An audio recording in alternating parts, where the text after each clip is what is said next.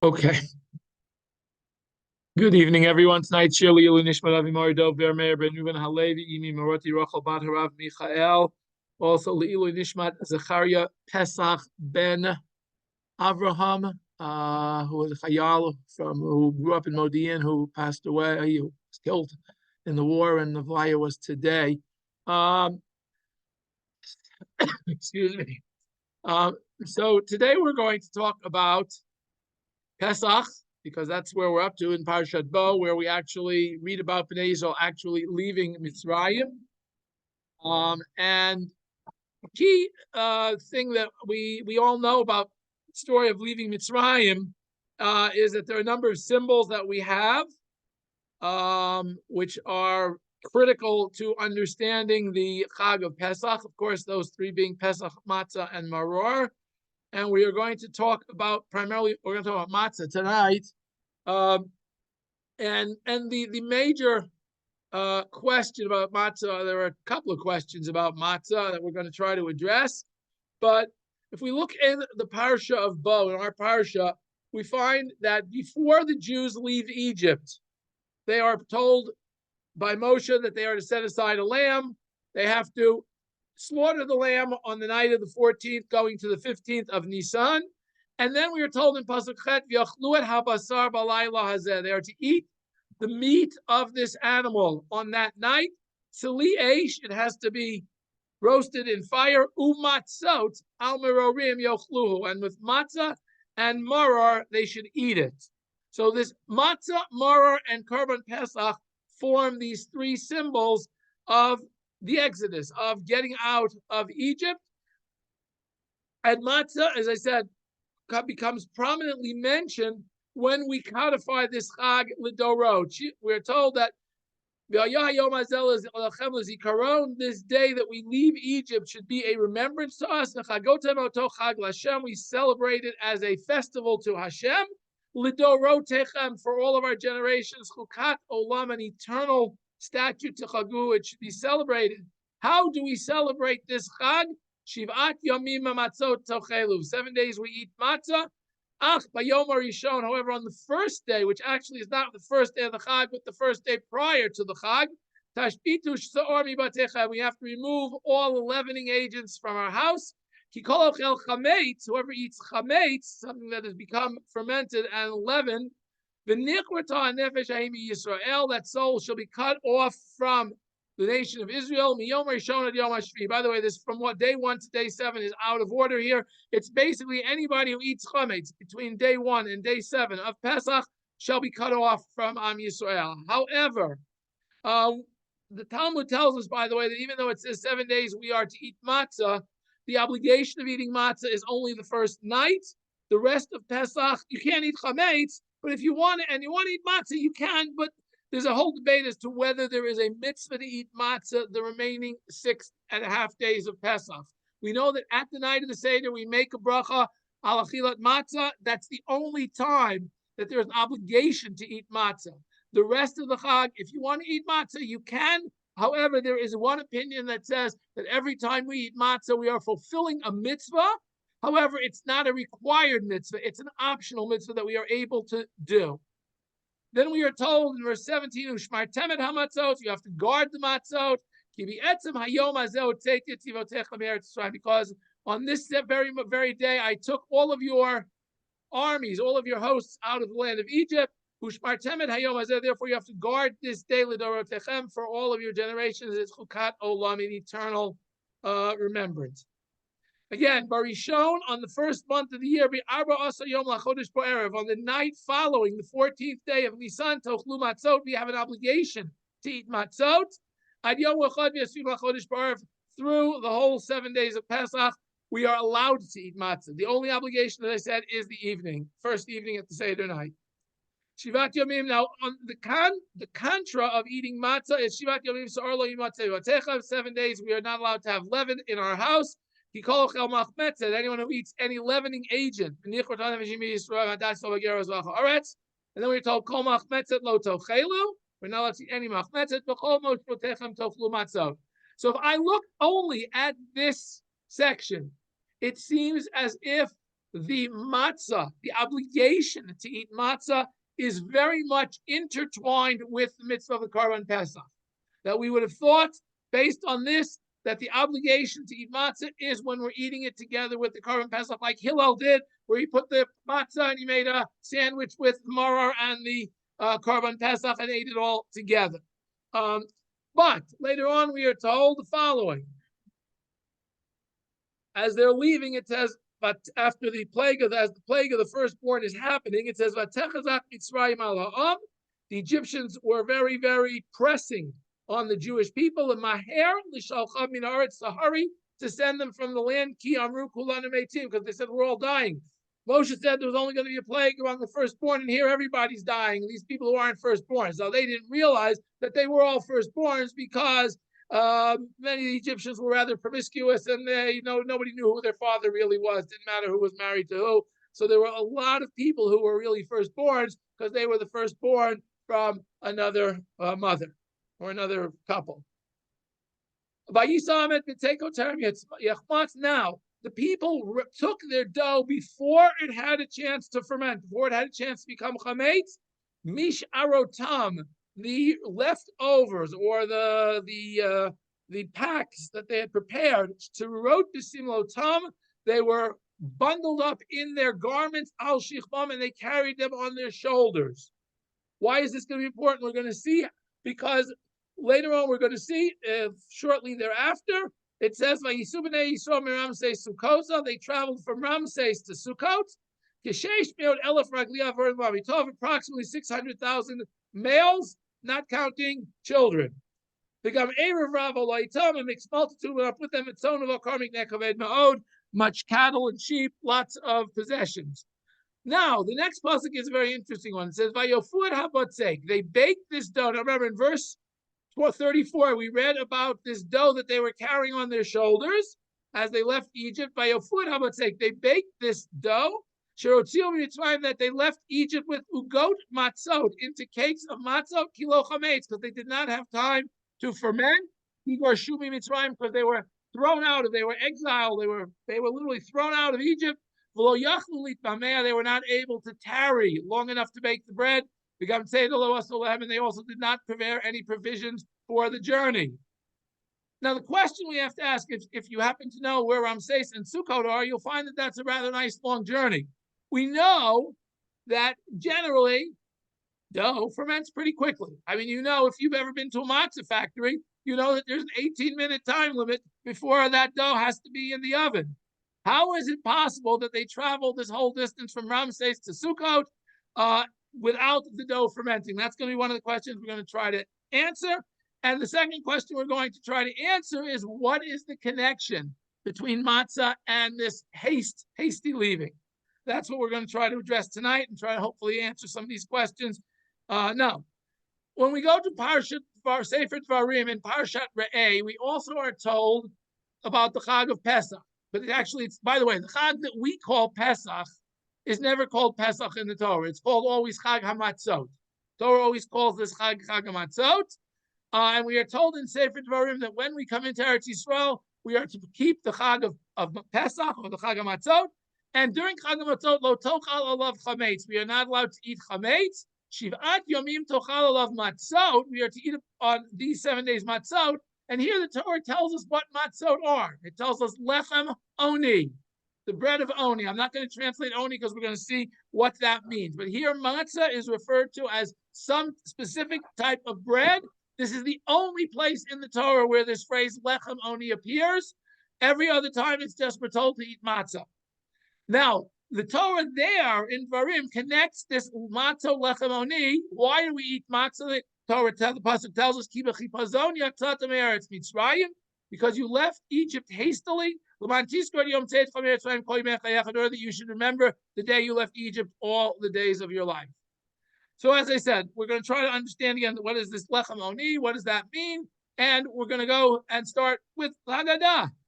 The Gemara, the Mishnah in Pesachim, tells us what the Haggadah, the Seder, looked like in the time of the Mishnah. It gives us a very, very interesting insight. The whole last chapter of Pesachim in the Mishnah describes the Seder night in the time of the Mishnah. One of the Mishnayot says, something we should be relatively familiar with, Rabbi Gamliel Haya Omer. Rabbi Gamliel says, and we have this a very similar passage in our Haggadah. Whoever hasn't discussed these three items on Pesach has not fulfilled his obligation of relating the story of the Exodus. The Eluhain, and they are Pesach, Matzah, and Maror. These three symbols. Now, the Mishnah tells us the following: Pesach al shum shepasach hamakom al batei avoteinu b'Mitzrayim. The reason we have the Karban Pesach is to remind us that Hashem passed over the houses of our ancestors in Egypt during the plague of the firstborn, and the Jews were not affected by the plague. Very straightforward, and our Haggadah has this passage almost verbatim and then adds some more things to it. Now we come to the second one, matzah. The Mishnah tells us the reason we eat matzah, al shum shenigalu avoteinu b'Mitzrayim, that our ancestors were redeemed in Egypt. Okay, very strange phraseology here. The alu avotenu b'Mitzrayim. In Egypt, our ancestors were already redeemed. Okay, so it seems that the matzah is connected to the fact that the Egyptians were willing and ready to let us go. We were already redeemed before we left. And that, by the way, is very different than what we're going to see in our Haggadah. And of course, Bar is because of the bitterness of the Egyptians embittered the lives of our ancestors. Now, Rambam, when he codifies the Haggadah, has two different passages. Now, one, we're all familiar that there are two very interesting passages about matzah in the Haggadah. One is this one that we talked about, Pesach Matzah Mar, but the other is right at the beginning of the Seder, right after we finish splitting the matzah, putting the afikoman matzah aside, we get to the beginning of Magid. The first thing we say in Magid is, what's the first thing we say in Magid? Gentlemen. No, it's not Avodim Hayinu. It's not even Manishtana. What do we say before Manishtana? Halach Ma'anya. Rambam in his Haggadah brings down the following nusach: Halach Ma'anya da'achalu avatanu bi'ara d'Mitzrayim. And that's, by the way, virtually what we say. We just split the diavot tiachlu into two words. This is the lechem of Anya, of Oni, whatever that means, because that's what the Torah said. And you pick up the matzah and you show it to everybody. See, this is the bread of Oni that we ate, that our ancestors ate in the land of Egypt, not when they were leaving, not after they baked it on the way out. They ate it in the land of Egypt. And later on, we say, Rambam, now in his Haggadah, of course, quotes Pesach Matzah Maror, but he says matzah, zushanu oflim al shumah. Why do we eat matzah? Very close to what we actually say, not what the Mishnah says. The dough did not have enough time to ferment, to become chametz,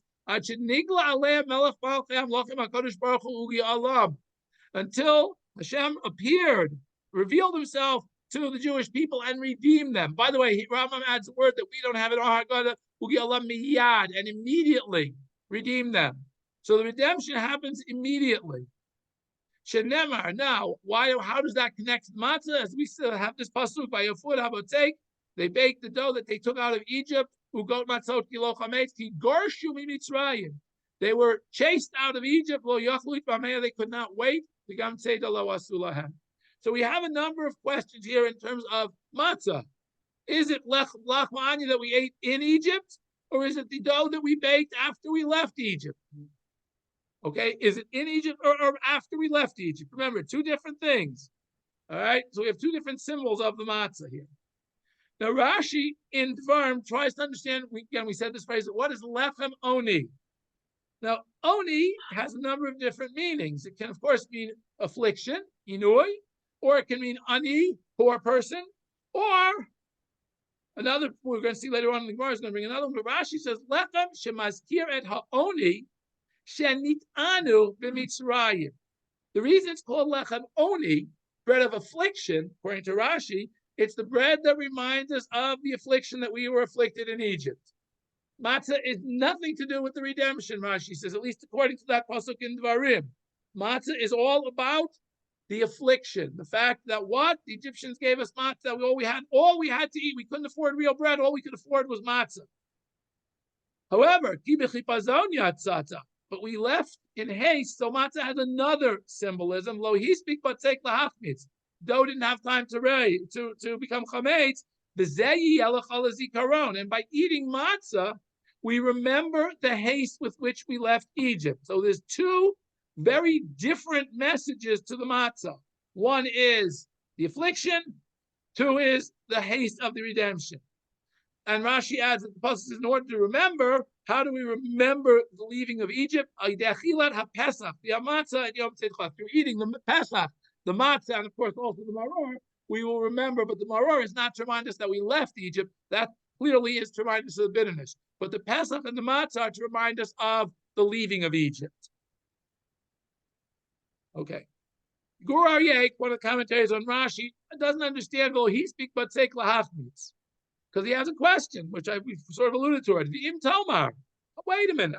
This doesn't make sense. Rashi's saying that the whole reason we eat matzah is because of the haste of leaving. The commandment to eat matzah with the korban Pesach is an integral part of the mitzvah of Pesach Mitzrayim. When they're before they are leaving that night, before the plague, because the korban Pesach has to be eaten at night, before the plague, during the evening part. And already there, Hashem has commanded them to eat matzah. So the matzah really can't be entirely based on the fact that they rushed to get out of Egypt. As we told, as the pasuk and I quoted at the beginning, Shevat we have to eat matzah. We were given the command to eat matzah on Pesach even before we left, even before the Makat B'chorot. Moshe Katan B'Parshat Bo. The Rambam tears. Now Rambam, Guraya brings down Rambam's explanation. Shakach hayagolu f'nei HaKadosh Baruch Hu she'etzu b'chipazon lo yispik abat tzeiklach means. Hashem already gave the command for matzah because Hashem knew the future, that matzah was going to represent the haste. It's a wonderful teretz, but it's not, it's kind of a very, to me at least, it's a sort of weak teretz. That, okay, Hashem knew, because Hashem knows everything. So clearly that's a good, it clearly works, but it's not, doesn't seem near a lomer. So Guraye wants to say the following. Shakadosh Baruch Hu rata dafka leotziam be'inyan zeh. The whole method of leaving Egypt was specific. It wasn't haphazard that, all of a sudden the Egyptians just felt like throwing us out. Laharot, because the whole point of the exodus from Egypt is to teach us shehu yitbarach hotziam biyad chazakah. The only way we got out of Egypt was because Hashem took us out of Egypt. That's it. That was the only possibility, was that Hashem took us out. Otherwise, we had no hope of getting out of Egypt. We should never think that, we would have gotten out by ourselves. Not the case. Hashem definitely took us out. That's why we have this whole concept of chip hazon. When they would see Paro, he was standing them up so quickly they didn't even have time to bake their bread. This was not what they wanted. They wanted to stay and bake the bread. The whole reason the Egyptians were pressing us to leave was because the hand of Hashem was very heavily on the Egyptians, and they wanted us out because they knew as soon as we left, they'd be free of all of these. Hashem wouldn't be bothering them anymore. And it's only through the hand of Hashem that they saw get out of Egypt. And if the dough had a chance to become chametz, we would have nothing to remember to symbolize this hand of Hashem that took us out. If we had enough time for the bread to rise, we left when we wanted, not when Hashem said, no, you have to leave now. And if that's the case, so if we left whatever we wanted, how would we ever see that it was Hashem who took us out? And therefore, Hashem's intent, even before this whole sequence is set in place, was that they had to leave immediately before their dough had a chance to rise, so that they would know that Hashem promised them, with a strong hand, the Egyptians will throw you out. In other words, they won't just say, okay, you can leave now. No, they're going to throw them out. You must leave now, and you must leave immediately. That's why they're commanded even before they leave to eat matzah. Since that was the method that Hashem wanted to use to take the Jews out of Egypt.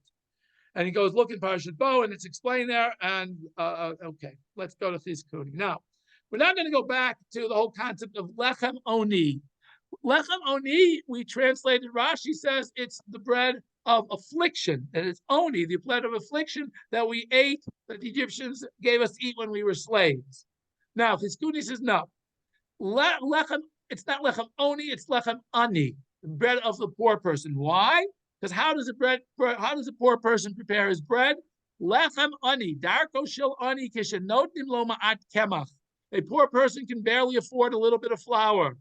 Ein lo klilach ein bo hamayim lelushu. He does not have the ability to warm up water so that he can knead the dough in warm water, which is one of the things that is required for fermentation. If you knead flour in cold water, it's not going to ferment. You need warm water. Also, a little yeast might help too, but even if you are only using flour and water, you need warm water. Now, the ani does not have the opportunity, does not have anything to warm the water up. It's not like they had hot and cold running water back then. So he's got, what's he going to do? Well, he also doesn't have the time. He's hungry. He's got to get back to work. Immediately, he doesn't have time for the dough to sit and ferment. Immediately throws whatever flour he can get into a little bit of water, because water, anybody can get water, presumably. Sonanim with cold or room temperature water. Bizarko batana or it immediately throws it into the fire. So lechem ani, it's a poor person eats matzah that hasn't risen because he doesn't have the time and the resources to wait and prepare proper bread. So he's always eating flat, unfermented, or unrisen bread. That's Chizkuni. Now, Parshat cites the same thing and then adds a little bit more. Parshat very simply says the following. He says the same thing as Chizkuni, that Lechem Oni, Derech Oni, again, he says the same thing. He immediately mixes it in cold water, but then he adds another interpretation of Lechem Oni. Again, so far we've had two, bread of affliction and bread of the poor. Now, the Rabbeinu Darshu, the Gemara, has a drash of a different explanation for what Lechem Oni means. Lechem Oni means the bread of discussion. Lechem She'onim Alav Divarim. It's the bread that we have a discussion about. It's the bread that we talk about. It's the bread that forms the backbone of our discussion on the night of the Seder. And how do we know that? Because in Dvarim it says that when your sons will ask us what's going on, what are all these rituals associated with Pesach, you'll be able to answer them. And another thing, parenthetically, the Chorshos is just also, if you think about it, the poor people bake their bread differently than rich people. Rich people have servants probably to bake their bread, but plus they have a nice oven. But if a poor person has such a small amount of fuel, as he's putting the dough into the oven, his wife has already taken it out so they don't use too much fuel to create too much heat. So too, here you have lots of people involved in the baking so that the dough should not become chametz. Sfarno in Sefer Dvarim again gives us a different or an additional insight into this concept of lechem oni, the bread of affliction. Lechem shehu ochlim be'oni, the bread that they ate in affliction. What was the affliction? Not that this was no bread. When didn't they have time to let the dough rise? Not the night of Pesach, not when they were leaving. Because of the pressure of the overseers. When they were slaves, they did not have time to bake proper bread. So that while they were slaves, they were subjected to the time constraints of the Egyptians in terms of getting their work done. And therefore, they did not have time to eat, to prepare proper bread. And therefore, this bread, this matzah, reminds us of the slavery, reminds us of the pressure that we were oppressed by the Egyptians.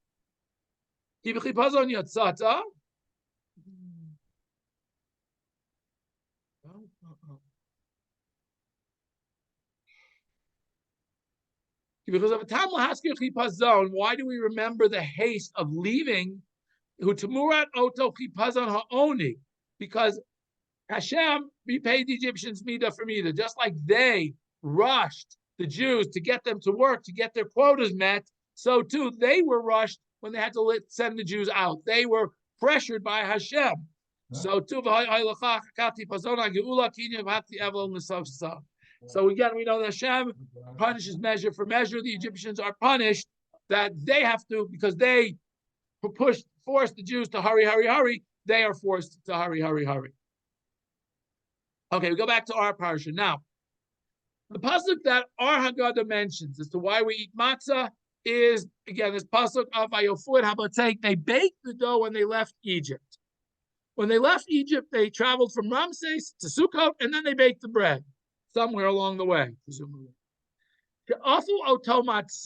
Why did they bake it into matzah? Why? Once they had left Egypt, why didn't they just stop, wait a few minutes, let it rise, and bake it then?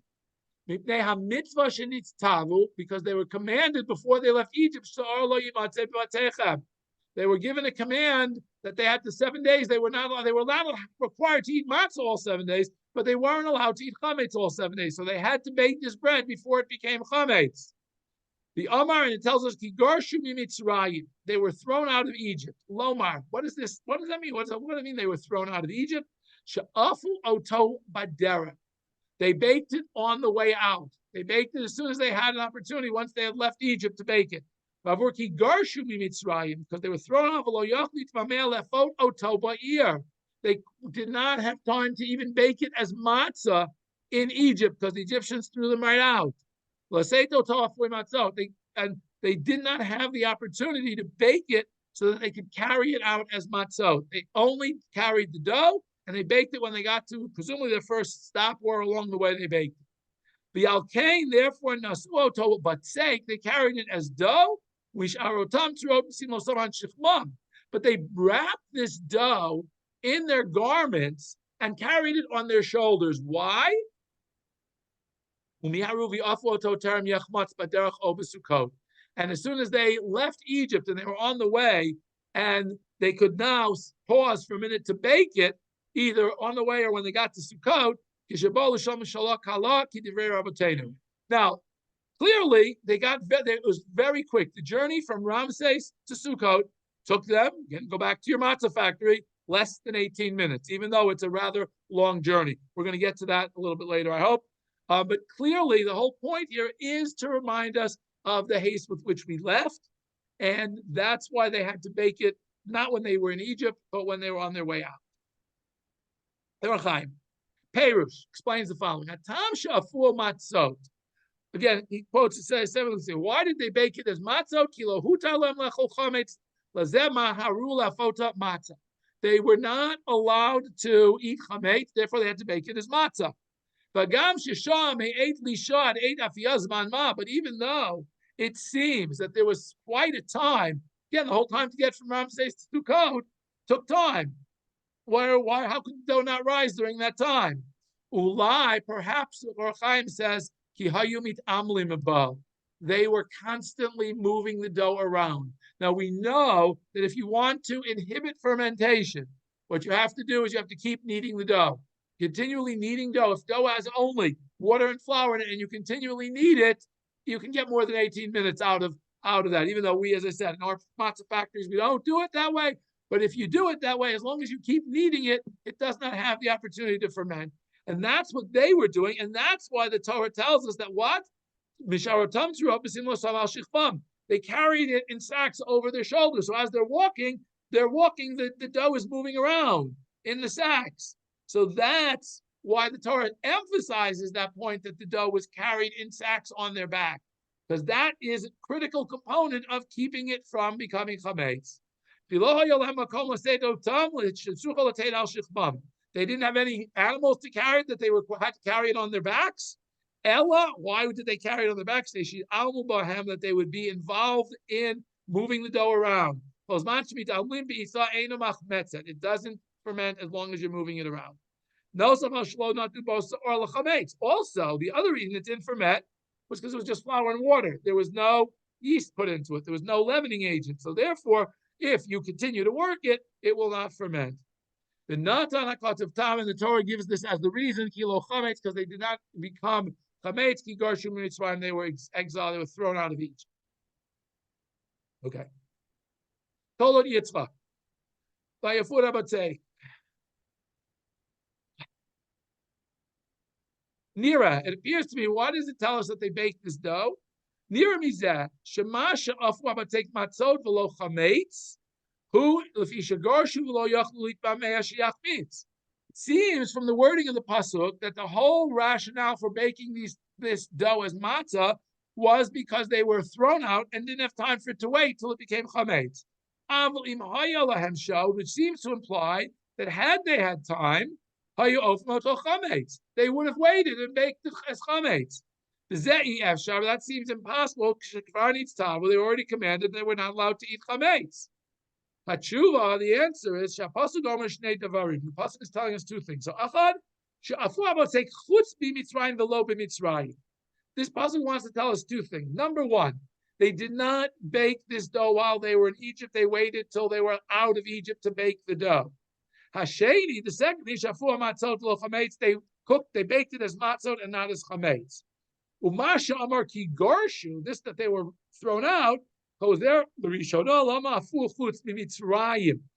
The reason the pasuk tells us that they were thrown out of Egypt is not to explain why they baked it as matzah. It's to explain why they baked it after they left Egypt.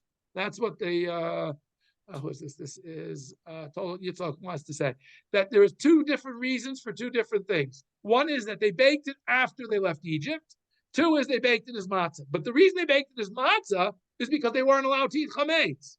And the reason that the Torah tells us that they did not have time to bake it in Mitzrayim is tells us why they baked it after they left Mitzrayim. Sorry, they didn't have time to bake it in Egypt, even though they would have baked it as matzah had they baked it in Egypt too.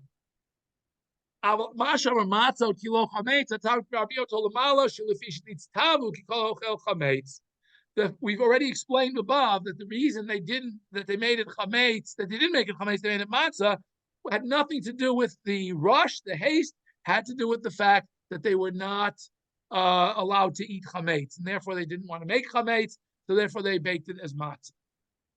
And that was the case. Again, that's the same question, because it says there was not chametz because they were thrown out of Egypt. Mashma lo garshu but take a machmitz. Seems to imply that if they hadn't been thrown out quickly from Egypt, the dough would have had time to rise and become chametz. The tema, the chiloha you often matzah was harukman. They were eating matzah because they already warned not to eat chametz. Yeshlomar, there's one answer. That in the year they left Egypt, there was no requirement to celebrate 7 days of Pesach. They only had an obligation to celebrate 1 day of Pesach.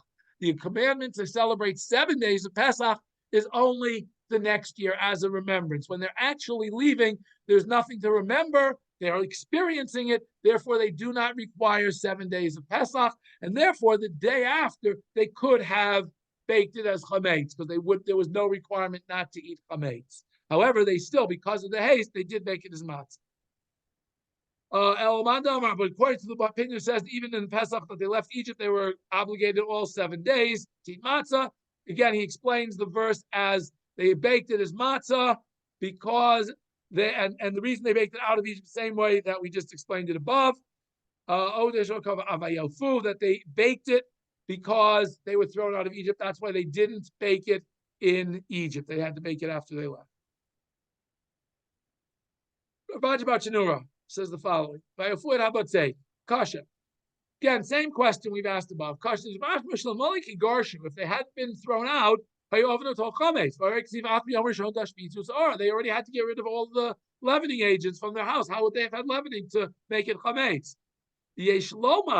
Again, he says, this whole commandment of removing leaven, yes, here are chametz and the eating of chametz, that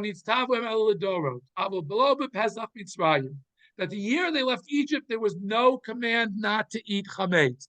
Yes, they had to eat matzah with the carbon pesach, but there was no command that they had to remove the chametz from their house like we have every other year. The first year, there was no such requirement. And this seems to be entwined in the words of the pasuk that said, "This day that you're leaving should be a memorial in the future. For all of you generations, you'll celebrate a festival." And then we are given all the mitzvah of Shivat Yamim. We're not allowed to have soar, and we have to have matzah.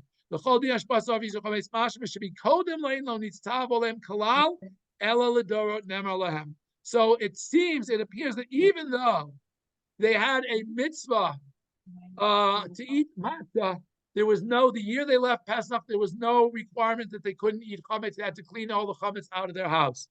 Again, reason being because if you look at the way the parsha says it, it first gives us the whole laws of the Korban Pesach. Then it tells us that we are to remember this l'dorotechem. It's to be a 7-day chag, and that during those 7 days you can't have chametz and you have to eat matzah. So clearly, it seems that that is connected to the remembrance that happens in the following year and every year thereafter, but not in the year they left Egypt. Okay. I'm going to skip the Hashach because it's too long. Okay, we're going to go to one more. Torah Moshe.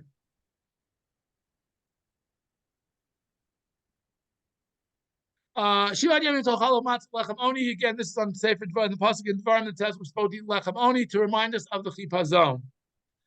Dorshu Chazal, V'chein pasku kol ha-poskim, Rabbi Akiva, Rabbi Shua ben Levi, Lechem Oni, Parat Lamatzah Ashira.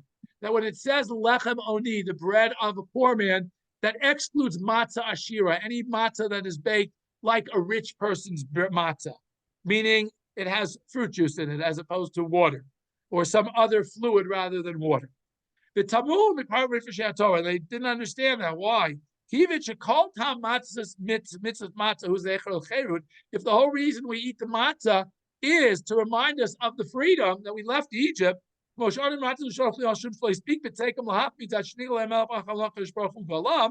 remind us of the redemption.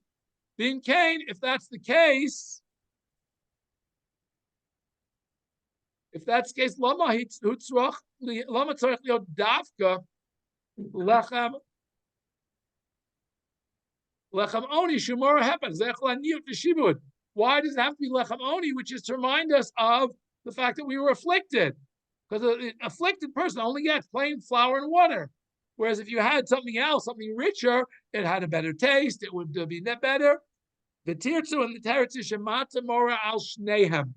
Matzah has a dual symbolism. Al hashibud, on the, as we say, the halach ma'anyut yachalo avatanu bi'ara de Mitzrayim, and it's also the geula. This is the matzah that we ate when we left. Near Ladina, and what is the difference? Nafkamina Ladina. What is the difference? What difference does it make? Why we don't eat lechem matzah ashira? Somebody who has no regular matzah, and he only has what we call egg matzah. He only has matzah ashira. He should, according to this, we said we should eat it, even though he won't be mekayim the mitzvah of lechem oni. He will be mekayim the mitzvah of matzah, but he won't fulfill the mitzvah of matzah that is lechem oni. So he says that if that's the only matzah you have, you should eat it. The kashali alzeh seems strange. Hello, hazecher lecheredu haval lezecher shebechi pazonia tzata mitzvah shlo. He's speaking take lachmitat shnigalu. If the whole reason we're eating matzah is because of the haste, remind us of the haste. Im kain ech yifarish akbar tochal lechem oni ki bechi pazonia tzata. Why does it say that we eat lechem oni because of the rush to go out? Adrabah oni ledivrei moral shibu dafka. This. The fact that we're eating lechem oni is to remind us that we were slaves of the slave part. The law al-cherut v'chipazon. The Torah specifically says that we eat lechem oni to remind us of the haste with which they left. Somebody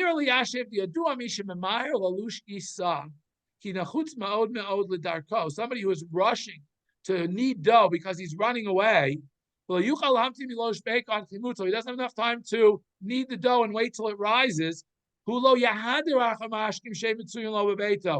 going to go look around for fruit juice or eggs or some other fluid to make his matzah with. What's he going to do? He'll take whatever is readily available, which is what? Whatever we have the most of, what's most readily available? Water. What's the liquid that's most readily available? That it's matzah that is made with flour and water only. That's what reminds us of the speed. They rushed when they were leaving. Therefore, they had to rush because they couldn't look for any other liquid. Therefore,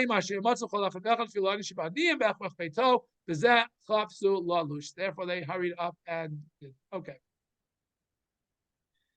All right.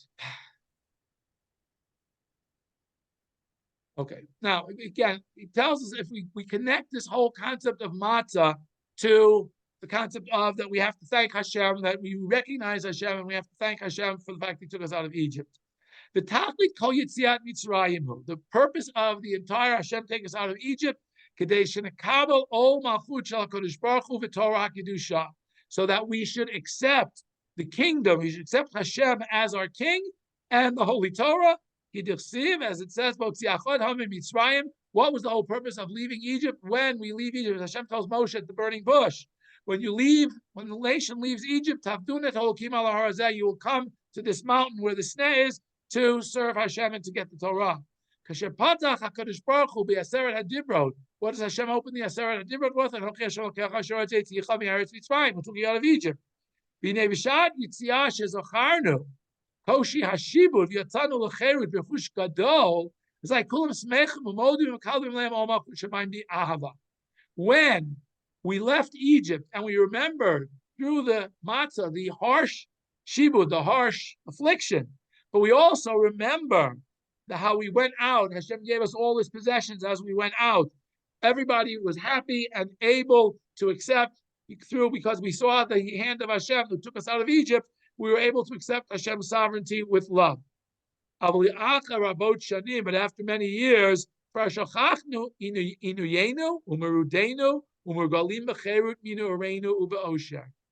happens? Time goes on. We forget that we were slaves. We think, it was always the way it is. We have nice, beautiful homes. Everything is fine. We forgot the fact that we were slaves once upon a time.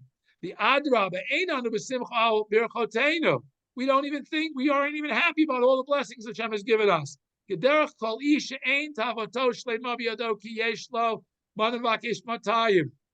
matter how much we have, what do we want? We want more. So the whole mitzvah of Pesach, the whole concept of Pesach is to remind us and to cause us to come back to the fact that we had nothing and Hashem took us out. Hashem, HaKadosh Baruch Hu, L'chol Shana, every year, Shana Mitzuvim, L'chol Matzah, Te'liskor HaCherut, V'Geula, Te'lismoach, U'lahodot, U'lahalel, U'kabel, U'malchut Shamayim. That is only through re-experiencing the Exodus and re-experiencing the suffering of Egypt that we can accept with love, with rejoicing, the sovereignty of HaKadosh Baruch Hu and the Torah. We can't only remember the leaving, we have to also remember the troubled times before we left. That we should understand the Yizkaru Chaste Hashem al Kol Asher Ge'alanu. We should remember all of the kindness that Hashem did us by taking us out. And they will accept all of the Torah and the mitzvot. Shimon. Okay. Okay, here we go. Here's the last question is, how come the dough didn't rise? Very simply. They left Egypt. They needed the dough in Egypt. They left, they traveled. How come the dough didn't rise? They lifted up the dough. They took their dough with them before it became chametz. They baked this batzek, this dough that they took. They had already prepared this dough. It wasn't they took flour out of Egypt and water. They took dough, prepared dough, and somehow it didn't become chametz. The kasha, even shalashu batzek mitzrayim, if they had already needed the dough in Egypt, ech afu oto matzah achas yatzim mitzrayim. How could they possibly have baked it as matzah after they got wherever they were going? Hello, a shiur meal. All you have to do is travel one meal, 2,000 amos, do chaim minutin, which is 18 minutes. Well, we know that magic number. The dough will already become chametz. The Eretz Mitzrayim, and to leave Egypt is Arba Meot Parsa. It's a huge land. They had to collect all the Jews before they could leave. How could the fact that while they were waiting, the dough wasn't rising? Whoever was somewhere in the middle of Egypt, he had to walk, half of the distance of Egypt to get to the collection point where they were all leaving from. Not like everybody was collected at the same point. Everybody was living in the same shkunah. How did they get everybody there? Everybody left that same day. How did the dough not become fermented? The real reason is very simple. It says, Hashem says, before we got the Torah, Hashem says to Moshe, I took you out of Egypt and I carried you on the wings of either Nesharim or the eagles or vultures, whatever it is. He the Amru Upershu Chazal, the Kodesh Baruch Hu, the Nes, Kibbetz Kol Yisrael Berega Echad. Once instant, all of Bnei Yisrael were gathered at the embarkation point. And in one more instant, they were all out of Egypt. Okay, it was a nes, it was a galui, it was an open, clear miracle that all the Jews were able to reach the gathering point and leave immediately and get to where they wanted very quickly. They had what we call kfitzat haderech. They traveled quickly. They were able to get from point A to point B virtually instantaneously. So they didn't go. It was less than 18 minutes. So therefore, the dough didn't rise. And that's why we eat matzah to remind us of the miracle when they left Egypt. There was a miracle that Hashem collected all of Bnei Yisrael to one point and took them all out within an 18-minute period. Less than 18 minutes, they were already out and they were already baking the matzah. And that's why it didn't rise. It's possible, you want to say, if you really don't like this miraculous answer, it's possible that what they did is they made the dough was not regular matzah. It was matzah with fruit juice. It was asher, because we know that if you don't put any water in the dough, if you put only 100% fruit juice or 100% eggs or 100% non-water, the liquid is all non-water, then it doesn't ever ferment. It only ferments when you put water in. So perhaps they all used mei perot when they kneaded their dough in Egypt before they left, and that's why it didn't become chametz. Aval zeh eino. That can't be a right answer. You know why that's not a right answer, he says? Because it says in the pasuk, terem yechmatz. They baked the dough before it became chametz, mashma, which implies that if they had waited, it would have become chametz. So therefore, we have to throw out the fact that they used mei perot, that they used something other than water. The od kaziv kilo chametz. It also says they did not become chametz. Why? It didn't become chametz. The only reason it didn't become chametz because it didn't give it enough time to rise. Which means to imply if they had waited 18 minutes, it would have become chametz. And that's why it says, lechem oni, that's why we cannot eat matzah shira on Pesach. Why? The matzah has to be matzah that's only water. Because if you tell me that the matzah they ate when they left Pesach was matzah ashira, then I don't have this whole mitzvah, this whole miracle that they left instantaneously within 18 minutes. But to really chametz, it had to be with water, and it was able to become chametz. But it didn't rise. Zemora, this teaches that Hashem gave them kfitzat haderech. It was less than 18 minutes to get from Ramses to Sukkot. HaKadosh Baruch Hu natotam ka'al kanfei nisharim, as though they were traveling on the wings of, as I said, eagles or vultures. And so the whole concept of eating matzah and chipazon is much deeper than we originally thought, that, okay, we left Mitzrayim in haste. No, it's to teach us the fact that Hashem miraculously gathered all of Bnei Yisrael, took them all out, and they got to their first point. They left Egypt. They all got out within less than 18 minutes, so they could bake the dough as matzah. So I hope you got something to use for your Pesach Seder, something interesting. As I said, again, lots of interesting comments about Pesach.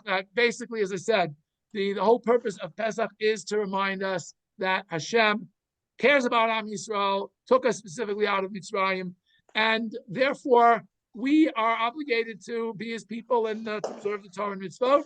And when we are able to do that, we will have not just Pesach, we won't be celebrating just the Gula of Pesach, but we'll be celebrating the Gula Shleima Meher of Yameinu. Thank you all. Questions, comments, feedback? Anybody? David? Well, yes. Go ahead. Is there a mitzvah only to eat matzah on one day only? Yes.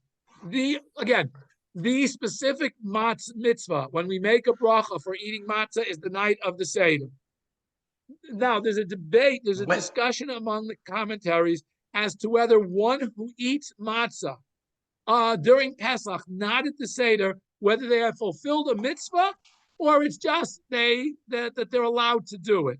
That's a debate among the parshanim as to whether you do get a mitzvah, but it's a mitzvah. It's not a mitzvah that you're commanded, that if you don't eat, you've missed the opportunity, you've failed to do a mitzvah. In other words, if you eat it, according to one opinion, if you do eat matzah the rest of Pesach, you are fulfilling a mitzvah of eating matzah. But it's a mitzvah that you don't have to fulfill. Just like, for example, tzitzit. If you don't want to have a four-cornered garment, you never have to fulfill the mitzvah of tzitzit. You never have an obligation to fulfill it. The rest of Pesach, you have no obligation to eat matzah. You want to? You can. You want to have a four-cornered garment and put tzitzit on it to fulfill that special mitzvah? Go for it. But if you don't have a house, if you live as a nomad out in the open and you don't have a house with a doorpost, you never have the opportunity to fulfill the mitzvah of mezuzah. But if you do have a house, you have that opportunity. So again, there are numerous mitzvot, positive commandments, that are what I call optional, in the sense that you can do them, you don't have to do them. Okay, so matzah, according to one opinion, is in that same category. There are others who say that no, there's no obligation whatsoever to eat matzah. You don't get a mitzvah for eating matzah. You do if you eat chametz. You've transgressed the negative commandment, but there's no mitzvah whatsoever to eat matzah except the night of the Seder. Okay, does that help? Very good, thank you. Yeah. Okay. Good. Any other questions, comments? Yes. I have Rita, a question. Go ahead. Well, the Torah was given to us, and it has the mitzvot in there, and whatever happens now in our society, there's not going to be like another Torah that will give us opportunities for other mitzvot that might come up. It's all done in the Great question. I will quote for you from the Rambam. One of the 13 Rambam's 13 principles of faith is that this Torah that we have now is the only Torah that Hashem will give during this creation in this universe, this world, whatever that is. Because we know that Hashem creates other worlds. Hashem has created in the past, will create in the future other worlds, because Hashem is a creator. That's what creators do. They create worlds. In this world, at least according to Rambam, there will not be any other commandments given. This Torah is the only Torah that we will have for as long as this world exists. Okay? That's not, it's not everybody agrees that. There are some who say that there will be some slight changes after Mashiach comes. But as I say, that's, again, as everything in Judaism, there are different opinions. Okay? But can there be other worlds that will come together with our world or our universe or whatever you want? Are there other worlds that will come together? I would tend to think, at least according to, if you follow Rambam, the answer is no. If you are a student of Rambam, the answer is no. This world is what it is. There are things that will happen in the future. There are things that will, that may or may not evolve, but there will not be any other worlds coming and, I guess, merging with this world, if you will. At least that's Rambam's opinion. As I said, not everybody agrees with that. Okay? Okay, thank you.